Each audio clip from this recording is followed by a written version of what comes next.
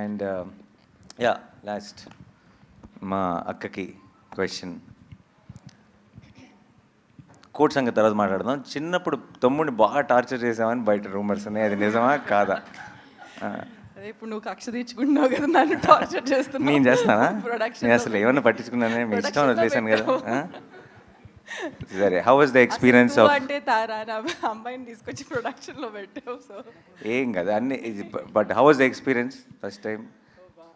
it's definitely not like direction. That's something that I really enjoyed. Production was a very learning experience.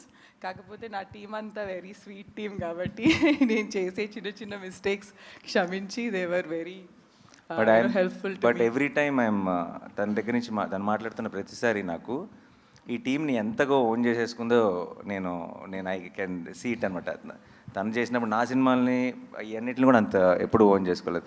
మన పాట hit అయింది, మన reel బాగా వెళ్తుంది, ప్రతిదీ నాకు చెప్పి ఒక చిన్న పిల్లలాగా ఎక్సైట్ అయిపోతుంది. And I was so happy to see that.